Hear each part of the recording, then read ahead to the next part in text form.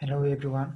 म तीर्थ अधिकारी आज BBS second को अकाउन्ट बुक को च्याप्टर 16 मा कस्ट रिडक्सन अन्तर्गत हामी भ्यालु भन्ने टपिकमा पुगेको छौं। आजको क्लासमा यही हामी डिस्कसन गर्नेछौं।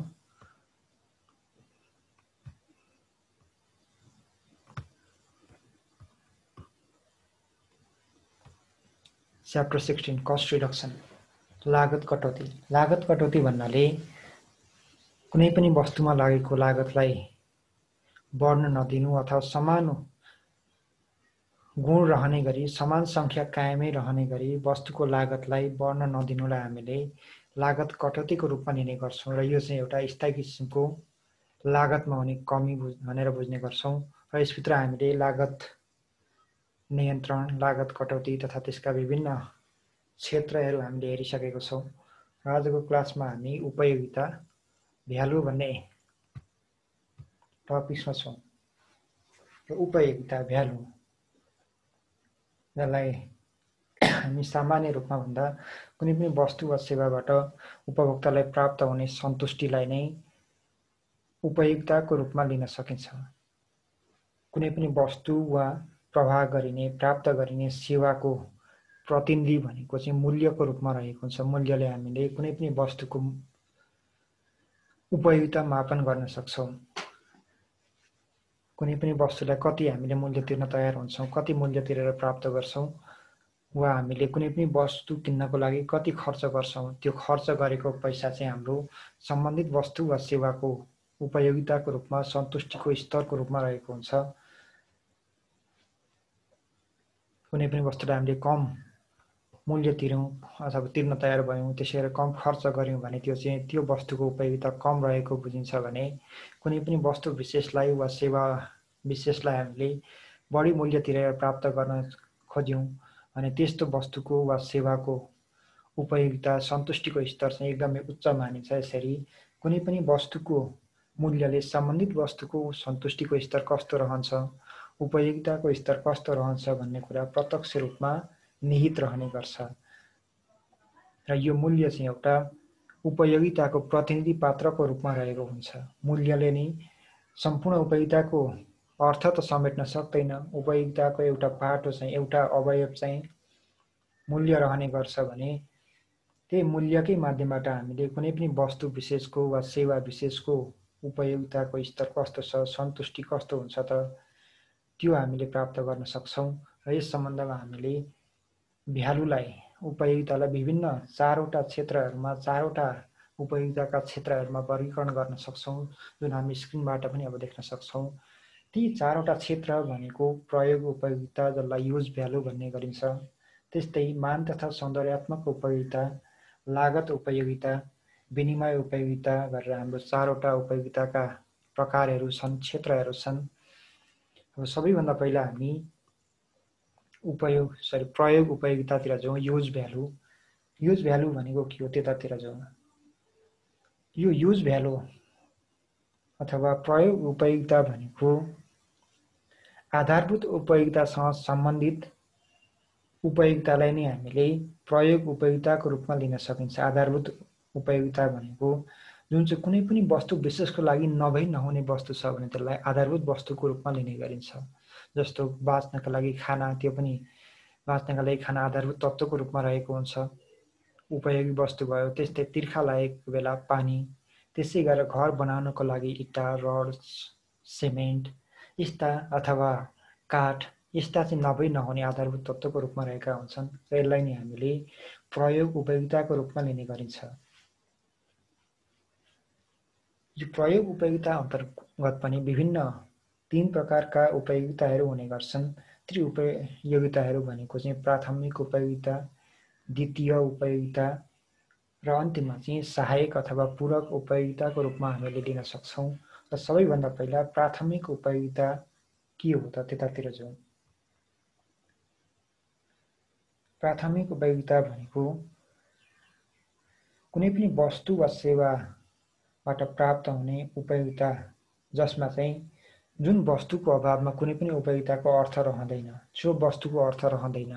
कुनै एउटा वस्तु छ जसमा निहित रहेका अन्य वस्तुहरू नहुँदाखेरि त्यो वस्तुको कुनै अर्थ नै रहँदैन भने त्यस्तो उपयोगितालाई हामीले प्राथमिक प्रयोग उपयोगिताको रूपमा लिन सक्छौँ। यसको उदाहरणहरू विभिन्न उदाहरणहरूको रूपमा लिन सकिन्छ। यदि हामीसँग मानव रेडियो छ र त्यो रेडियो चाहिँ बज्दैन अथवा त्यसको स्पिकर छैन भने त्यो रेडियोको कुनै महत्त्व हुँदैन। त्यस्तै इन्जिनै नभएको गाडीको अथवा भेहिकल्सको पनि कुनै अर्थ रहँदैन, कुनै महत्त्व रहँदैन। यस्ता विभिन्न कुराहरू हुन्छन् कुनै पनि वस्तु विशेषमा वा सेवामा जुन निहित रहेका कुराहरू नहुँदा चाहिँ त्यो बाँकी रहेको वस्तुको कुनै पनि अर्थ रहँदैन, कुनै पनि प्रयोग रहँदैन भने त्यस्तो निहित वस्तुलाई नै हामीले प्राथमिक प्रयोग उपयोगिताको रूपमा लिन सक्छौँ। त्यस्तै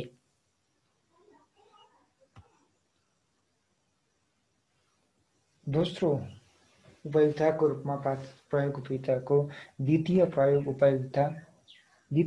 उपयोगिता भनेको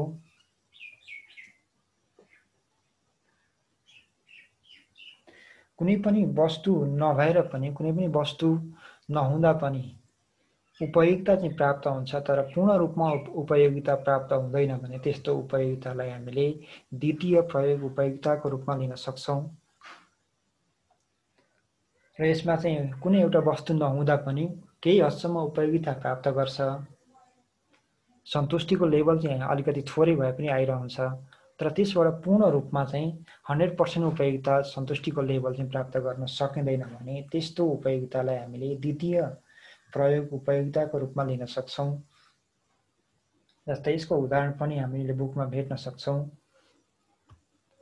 यसको उदाहरण भनेको हामीले घर बनाउँछौँ भने घरमा लगाइने झ्यालहरू चाहिँ द्वितीय प्रयोग उपयोगिताको रूपमा लिन सकिन्छ। किनकि हामी घरमा झ्याल नबनाइकन पनि ढोका मात्रै राखेर पनि काम चलाउन चाहिँ सक्छौँ तर त्यसबाट चाहिँ झ्यालको जुन प्रयोग गरिन्छ, जुन सन्तुष्टि झ्यालबाट प्राप्त गरिन्छ त्यसले चाहिँ पूर्ण रूपमा झ्याल नभएको घरबाट चाहिँ प्राप्त गर्न सकिँदैन। बस्ने कार्य हामीले गर्न सक्छौँ झ्याल नभई ढोका मात्रै भए पनि तर त्यो झ्याल नभएको कारणबाट हामीले त्यो घरबाट जुन लेभलको सन्तुष्टि प्राप्त गर्नुपर्ने हो, उपयोगिता प्राप्त गर्नुपर्ने हो, त्यो उपयोगिता चाहिँ हामीले प्राप्त गर्नबाट वञ्चित हुन्छौँ अथवा 100% उपयोगिता प्राप्त गर्न सकिँदैन। पूर्ण उपयोगिता प्राप्त गर्न प्रदान गर्न नसक्ने किसिमका त्यस्ता वस्तुहरू जुन चाहिँ नभएर पनि काम चलाउन सकिने तर नभएर पूर्ण उपयोगिता प्राप्त गर्न सकिँदैन भने त्यस्ता उपयोगितालाई नै हामीले द्वितीय प्रयोग उपयोगिताको रूपमा लिने गर्छौँ। त्यस्तै अब अन्तिम प्रयोग उपयोगिताको युज भ्यालुको अन्तिम भ्यालु भनेको सहायक अथवा पूरक उपयोगिताको रूपमा रहेको हुन्छ। र यो पूरक उपयोगिता भनेको प्राथमिक तथा द्वितीय उपयोगिता भन्दा बाहेकको कुनै पनि वस्तुमा निहित उपयोगिता रहेको हुन्छ भने त्यसलाई हामीले पूरक अथवा सहायक उपयोगिताको रूपमा रहेको हुन्छ। जुन बिना वस्तुमा जुन उपयोगिता बिना हामीले बिल्कुलै प्रयोग गरेर केही हदसम्मको सन्तुष्टि प्राप्त गर्न सक्छौँ त्यो बिना पनि हामीले आफ्नो काम चलाउन, आफ्नो जीवन निर्वाह गर्न सक्छौँ।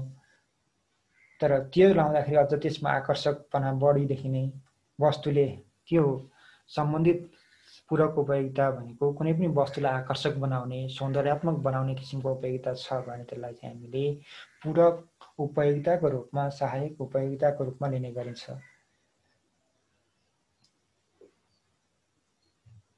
जस्तो हामीले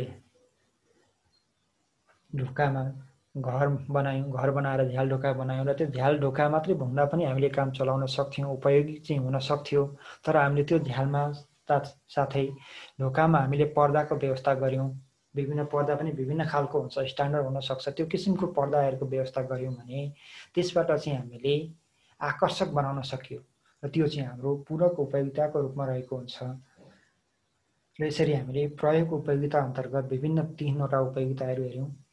प्राथमिक प्रयोग उपयोगिता, सहायक अथवा गौण प्रयोग उपयोगिता र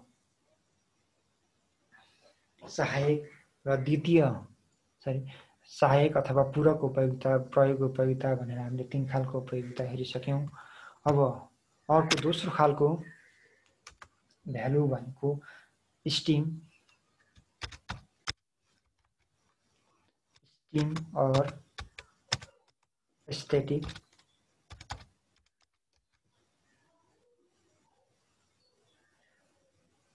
एस्थेटिक भ्यालु भन्ने गर्छौँ हामी। स्टिम अथवा एस्थेटिक भ्यालु मान अथवा सौन्दर्यात्मक उपयोगिता। कुनै पनि उत्पादित वस्तु अथवा प्रवाह गरिने सेवामा अन्तर्निहित त्यस्तो गुणलाई हामीले सौन्दर्यात्मक अथवा मानसँग सम्बन्धित उपयोगिता भनिन्छ, जसको उपयोग चाहिँ हामीले आफ्नो इज्जत बढाउनको लागि, सौन्दर्य बढाउनको लागि अथवा आफ्नो शौक पूरा गर्नको लागि, आफ्नो सम्मानमा वृद्धि गर्नको लागि प्रयोग गरिन्छ भने त्यस्तो कुनै पनि वस्तुमा निहित, उत्पादित वस्तुमा निहित वा प्राप्त गर्ने, प्रवाह गर्ने सेवामा निहित हामीले त्यस्तो सम्बन्धित गुणलाई अथवा त्यो किसिमको उपयोगितालाई चाहिँ हामीले मान अथवा सौन्दर्यात्मक उपयोगिता, स्टिम अथवा एस्थेटिक भ्यालुको रूपमा लिने गर्छौँ। यस्ता उपयोगिताहरूले, यस्ता विशेषताहरूले चाहिँ कुनै पनि वस्तुलाई चाहिँ अझ आकर्षक, बढी मूल्यमान बनाउने गर्छ, जसको प्रयोगले चाहिँ, जसको प्रयोगबाट चाहिँ सम्बन्धित व्यक्ति विशेषले, पक्ष विशेषले चाहिँ अलिकति इज्जतिलो भएको अथवा मान प्राप्त गरेको महसुस गर्ने गर्छन्। उनीहरूले चाहिँ सौन्दर्यात्मक अथवा आफ्नो शौक पूरा गर्ने गर्छन् भने त्यस्तो किसिमको उपयोगितालाई हामीले मान तथा सौन्दर्यात्मक उपयोगिताको रूपमा लिने गरिन्छ। यस्तो उपयोगिता बिनै पनि ती वस्तुहरूबाट प्राप्त गरिएका सेवाबाट हामीले उपयोगिता चाहिँ प्राप्त गर्न सक्छौँ, हाम्रो आफ्नो आवश्यकता पूरा गर्न सक्छौँ। तर त्यस्ता किसिमका सौन्दर्यसँग सम्बन्धित, मान सम्मान, इज्जतसँग सम्बन्धित प्रतिष्ठाहरू चाहिँ कमाउन सक्दैनौँ र यसले चाहिँ वस्तुहरूलाई अझ बढी आकर्षक बनाउने, तिनीहरूमा चाहिँ सौन्दर्यसँग सम्बन्धित कुराहरू थप्ने, सरल बनाउने किसिमका प्रकृतिका उपयोगिताहरू पर्ने गर्छन्। जस्तो हामीले सामान्य रूपमा लिने गर्छौँ, हामी खाना खाने थाललाई लिन सक्छौँ, प्लेटलाई लिन सक्छौँ। विभिन्न खालको प्लेटहरूमा हामीले खाना खान सक्छौँ। जस्तो माटाको प्लेटमा खान सक्छौँ, त्यही खाना हामीले स्टिलको प्लेटमा पनि खान सक्छौँ। त्यही खानालाई हामीले झर्के थाल भन्ने गर्छौँ, यसको इङ्ग्लिस टर्म चाहिँ मलाई थाहा भएन, त्यसमा खान सक्छौँ। त्यस्तै हामीले त्यहीलाई नै हामीले तामाको थालमा पनि खाने गर्छौँ त्यही खाना। तर त्यसबाट प्राप्त हुने उपयोगिता भनेको आवश्यक उपयोगिता चाहिँ सबैमा बराबर नै हुन्छ। त्यही खाने खाना नि हो, त्यही जुनसुकै प्लेटमा लगाएर खाए पनि, थालमा लगाएर खाने पनि। तर त्यो खाने वस्तु, त्यो जुन थाल प्रयोग गरिन्छ, कुन खालको, माटाको हो कि स्टिलको हो कि अथवा तामाको हो कि अथवा झर्के थाल हो कि सुनको थाल हो कि, कुनमा खाँदैछौँ, कस्तो किसिमको थालमा खाँदैछौँ, त्यसबाट चाहिँ सम्बन्धित व्यक्ति विशेषको वा पक्षको चाहिँ मान तथा सम्मान, इज्जतमा तथा उनीहरूको शोकमा पुरा हुने गर्छ, इज्जतमा वृद्धि हुने, मान सम्मान बढ्ने किसिमको अवस्था हुनसक्छ भने त्यसले दिने भनेको त्यो थालमा भएको अथवा त्यसमा प्लेटमा भएको कुराले चाहिँ शक्ति नै दिने हो, इनर्जी नै दिने हो। तर त्यसको त्यो प्रयोगबाट चाहिँ उनीहरूले छुट्टै किसिमको मान सम्मान, अहोदामा भएको महसुस गर्न सक्छन् र त्यसबाट चाहिँ उनीहरूलाई चाहिँ मान तथा सौन्दर्यात्मक उपयोगिताहरू प्राप्त गर्न सक्छन्। उनीहरूको सम्मानमा वृद्धि हुन सक्छ। उनीहरूको चाहिँ जस्तो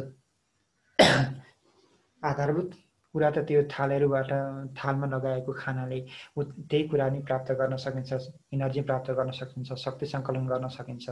तर त्यसबाट प्राप्त हुने सम्मान, इज्जत, शोक चाहिँ विभिन्न त्यो थालहरूको गुणस्तर हेरी, त्यसको त्यो बनावट हेरी चाहिँ प्रत्येक व्यक्ति विशेषले फरक फरक रूपमा प्राप्त गर्न सक्छन् र यस्तो उपयोगितालाई हामीले मान तथा सौन्दर्यात्मक उपयोगितासँग जोड्न सक्छौँ।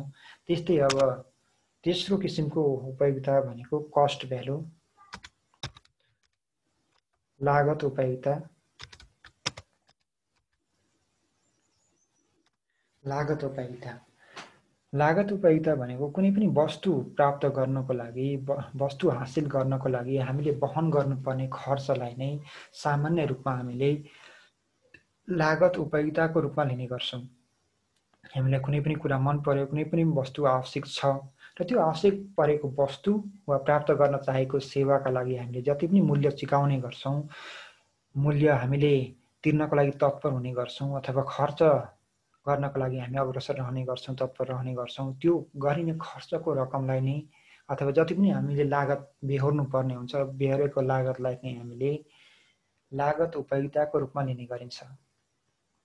र अर्को भाषामा भन्दा यो लागत उपयोगिता चाहिँ कस्ट अफ सेल्स बराबरको हुन्छ अथवा कस्ट अफ प्रोडक्सन भनेर पनि बुझ्ने गर्छौँ। कुनै पनि वस्तु वा सेवा वस्तु उत्पादन गर्दा वा सेवा प्रवाह गर्दा हामीले जति पनि लागत लगाइएको हुन्छ, जसमा कच्चा पदार्थमा हुन सक्छ, श्रममा हुन सक्छ, प्रविधिमा हुन सक्छ, विभिन्न किसिमको सिस्टम अपरेट गर्नको लागि हामीले विभिन्न किसिमका कच्चा पदार्थ तथा यन्त्र औजार, विभिन्न किसिमका मेन पावरहरूलाई तिरेको मूल्यको समष्टि हामीले कस्ट अफ प्रोडक्सनसँग जोड्न सक्छौँ। अथवा त्यसलाई बजारसम्म पुर्याउँदा, उत्पादित वस्तुलाई बजारसम्म पुर्याउँदा लाग्ने लागतहरू, प्रशासनिक लागतहरू, बिक्रीसँग सम्बन्धित, विज्ञापनसँग सम्बन्धित, स्टोरसँग सम्बन्धित लागतहरूलाई जोडेर हामीले कस्ट अफ सेल्स निकाल्न सक्छौँ। र त्यो कस्ट अफ सेल्स बराबर नै हाम्रो चाहिँ लागत उपयोगिता हुने गर्छ। किनकि कुनै पनि वस्तु प्राप्त गर्नको लागि हामीले, उत्पादन गर्नको लागि अथवा प्राप्त गर्नको लागि हामीले जति रुपैयाँ हामीले बेहोरेको हुन्छौँ, लागत तिरेको हुन्छौँ, त्यो रुपैयाँ बराबरको चाहिँ हाम्रो लागत उपयोगिता रहने गर्छ। यी समस्त लागतहरू जुन चाहिँ वस्तु प्राप्त गर्नको लागि हामीले तिरेको हुन्छौँ, ती लागतहरूको योगफललाई नै, जोडफललाई नै हामीले, समष्टिलाई नै हामीले लागत उपयोगिताको रूपमा लिन सक्छौँ। त्यस्तै अब हामीसँग अर्को चौथो तथा अन्तिम उपयोगिता रहेको छ, जसलाई विनिमय उपयोगिता, एक्सचेन्ज भ्यालु भन्ने गर्छौँ।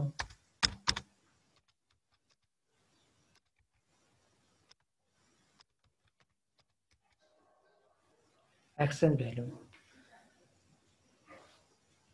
यसमा चाहिँ एक्सचेन्ज भ्यालु भनेको हामीले एउटा वस्तु परित्याग गरेर सो वस्तुको बदलामा जति मूल्य प्राप्त गर्न सकिन्छ त्यसैलाई हामीले प्रयोग उपयोगिताको रूपमा लिन सकिन्छ। एकछिन है।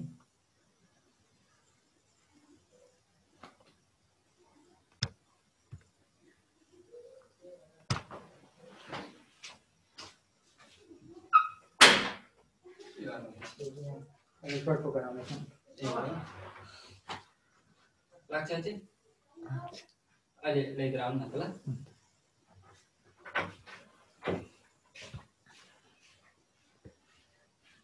हामी एक्सचेन्ज भ्यालुमा थियौँ। विनिमय उपयोगिता, कुनै पनि एउटा वस्तु परित्याग गरेर सोको बदलामा हामीले त्यो वस्तु बापत जति मूल्य प्राप्त गर्न सक्छौँ, जति हामीले त्यसको बापत मूल्य हासिल गर्न सक्छौँ, त्यसलाई नै हामीले विनिमय उपयोगिताको रूपमा, एक्सचेन्ज भ्यालुको रूपमा लिने गर्छौँ। र यसलाई पनि हामीले झनै लागतसँग जोड्न सक्छौँ। तर लागत भन्नाले चाहिँ हामीले वस्तु प्राप्त गर्नको लागि तिरिएको मूल्य भनेर बुझ्नुपर्ने हुन्छ लागत उपयोगिता, कस्ट भ्यालुमा चाहिँ। तर यसमा यो एक्सचेन्ज भ्यालुमा चाहिँ हामीले वस्तु परित्याग गरेर, वस्तु दिएर त्यसबाट प्राप्त भएको मूल्यलाई चाहिँ, अथवा त्यसबाट जे जति हामीलाई रुपैयाँ प्राप्त हुन्छ त्यसको प्राइस, त्यसलाई चाहिँ हामीले विनिमय उपयोगिताको रूपमा, एक्सचेन्ज भ्यालुको रूपमा लिनुपर्ने हुन्छ। र यो दुईटा, लागत उपयोगिता र विनिमय उपयोगिता चाहिँ ठ्याक्कै एकअर्कामा अपोजिट रहेको हुन्छ, उल्टो रहेको हुन्छ। अब त्यस्तै हामी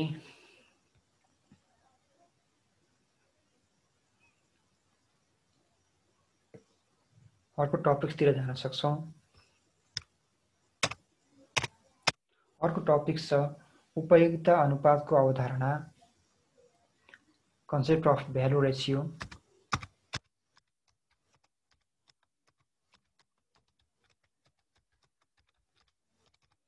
concept of value ratio, value ratio भनेको हामीले सामान्यतया तीनवटा कुराहरू यहाँनिर हेर्नुपर्ने छ। एउटा भनेको भ्यालु, जसलाई हामीले उपयोगिताको रूपमा लिने गर्छौँ। र यो भ्यालु पत्ता लगाउनको लागि, उपयोगिता पत्ता लगाउनको लागि दुईवटा कुराहरूमा ध्यान दिनुपर्ने हुन्छ। त्यो भनेको कार्य, जसलाई हामीले फङ्सनको रूपमा लिने गर्छौँ। कार्य तथा लागतको एक आपसको सम्बन्धलाई नै हामीले यसमा भ्यालु रेसियोमा देखाउने गर्छौँ। भ्यालु रेसियो भन्नाले कार्य तथा लागतको आपसी सम्बन्धलाई बुझ्नुपर्ने हुन्छ। कार्य र लागतको सम्बन्धलाई हामीले उपयोगिता अनुपात भन्न सक्छौँ। र उपयोगिता विश्लेषण अन्तर्गत हामीले विभिन्न तीनवटा कुराहरूमा ध्यान दिनुपर्ने हुन्छ। तीनवटा कुराहरू गर्न चाहिँ हामीले उपयोगिता विश्लेषणहरू गर्नुपर्ने हुन्छ, भ्यालु रेसियो निकाल्नुपर्ने हुन्छ। यसको लागि चाहिँ हामीले बुकबाट पनि हेर्न सक्छौँ। यहाँनिर विभिन्न तीनवटा कुरा दिएको छ, जसमा कार्यलाई यथास्थितिमा राखेर लागत कटौती गर्न, फङ्सनलाई चाहिँ हामीले कन्स्टेन्ट, रिमाइन कन्स्टेन्ट राख्ने, र त्यसमा चाहिँ हामीले अन्य लागतलाई चाहिँ घटौती गर्ने अथवा कटौती गर्ने, लागत घटाउने तथा कार्य चाहिँ समान लेभलको कार्य गर्नको लागि हामीले लागतलाई घटाएर पनि भ्यालु रेसियो निकाल्न सक्छौँ, यो लक्ष्य हासिल गर्न सक्छौँ, लागत कटौतीको लक्ष्य पूरा गर्न सक्छौँ।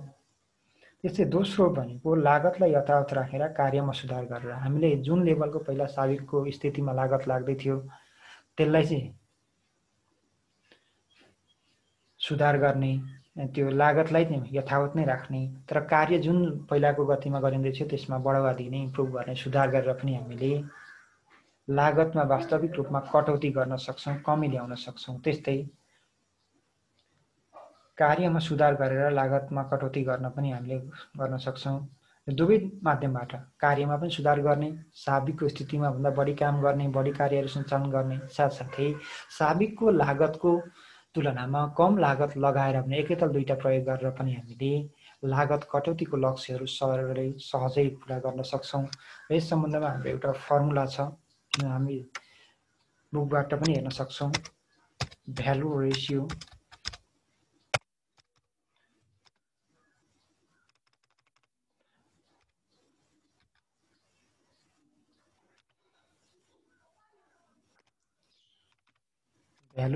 Equal to function divide by cost भन्ने हुन्छ।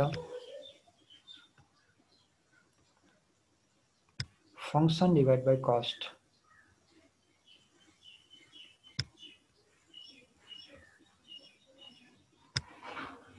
यसको लागि हामीले फ्र्याक्सन लिन सक्छौँ र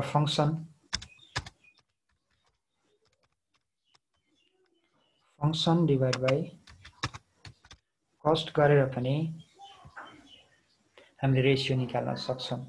र यही फर्मुला छ जसमा भ्यालु भन्नाले मैले यहाँनिर लेख्न चाहिँ युटिलिटी अथवा हामीले कुनै पनि प्रोडक्टको सेटिस्फ्याक्सन लेभललाई चाहिँ बुझ्न सक्छौँ। युटिलिटी उपयोगिता अथवा हामीले सेटिस्फ्याक्सन सन्तुष्टिको स्तरलाई चाहिँ हामीले भ्यालु भनेर बुझ्न सक्छौँ। त्यो निकाल्नु पर्ने हुन्छ, जसमा फङ्सन भन्नाले चाहिँ कुनै पनि कार्यमा लागेको मूल्यलाई, लागतलाई नै हामीले यसरी कार्यमा लागेको मूल्य जति छ, कार्य सम्पन्न गर्न लाग्ने मूल्य, त्यसलाई बुझ्नुपर्ने हुन्छ।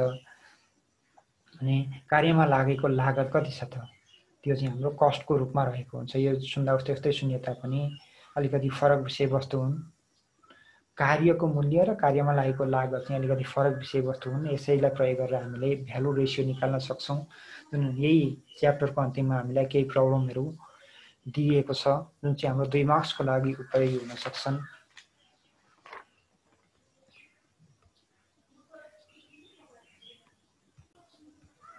अहिलेको क्लासमा हामी यति मात्रै गरौँ, यति डिस्कस गरौँ। आगामी क्लासमा हामी यसको दोस्रो पार्ट भ्यालु एनालाइसिस अथवा भ्यालु इन्जिनियरिङ अनि त्यसका प्रोसेसहरू छन्, त्यसका एडभान्टेजेसहरू अनि त्यसका टेक्निक्स र अनि हामी प्रब्लम सल्भिङतिर जान सक्छौँ।